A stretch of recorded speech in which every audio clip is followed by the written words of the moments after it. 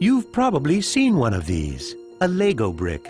But have you ever wondered how it all started and why it's called Lego?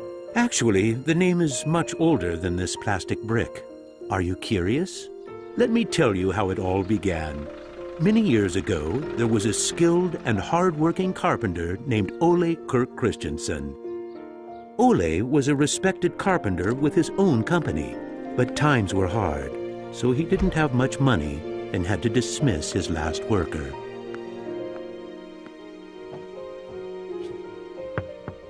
Come on in. I've closed down the workshop and packed my things. Thank you. I suppose I'd better write you a paycheck.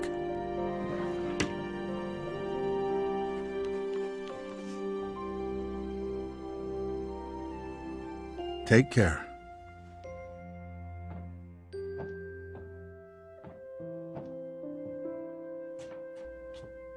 Well, that was the last one.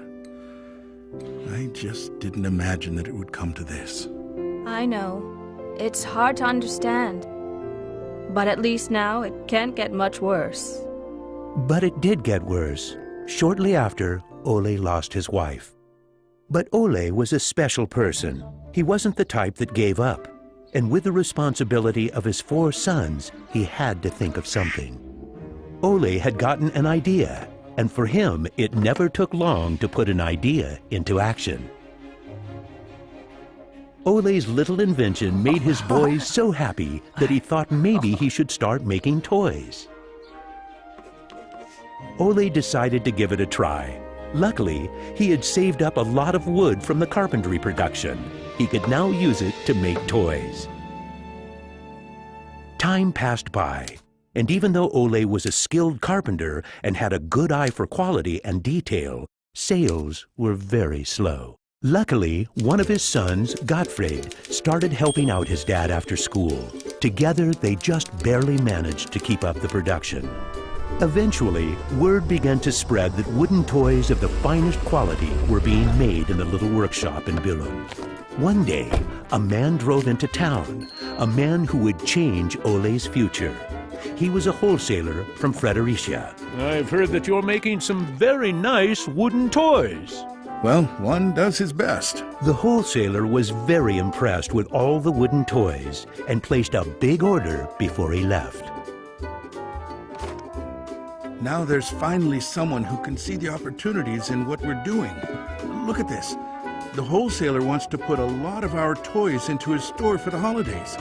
It's going to be a good Christmas this year, but we'll be busy.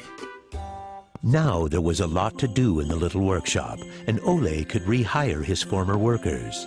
Ole only used the highest quality wood, which was hand-picked and very carefully prepared. They worked day and night to get the order finished, so the wholesaler could get the toys out in stores before Christmas. Is there something wrong, Dad? I'm afraid that we're in big trouble. In the middle of their work, Ole received a letter saying that the wholesaler had filed for bankruptcy and couldn't buy the toys that he had ordered. But what are you gonna do? What about Christmas? Now we can't even afford food? I'll do it. What are you gonna do, Dad? I'll do it myself. I'll drive around selling the toys. There was no time to lose. Ole packed the car with all the toys and drove off. Ole was a very good toy maker, but was not a very good salesman. He didn't like praising himself or talking about how carefully the toys had been made. But he had to keep trying if he was going to sell anything. This is going to be a blast. Is there anything you're interested in? It looks exciting, but I don't have a lot of money right now. Maybe we could trade and call it even. Well, I would prefer money, but... In the end, he succeeded in selling all the toys.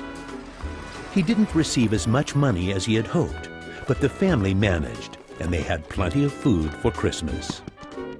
Time passed by, but the toys didn't sell as quickly as they had expected. Ole thought perhaps the company needed a good name. What should it be? It has to be a short word.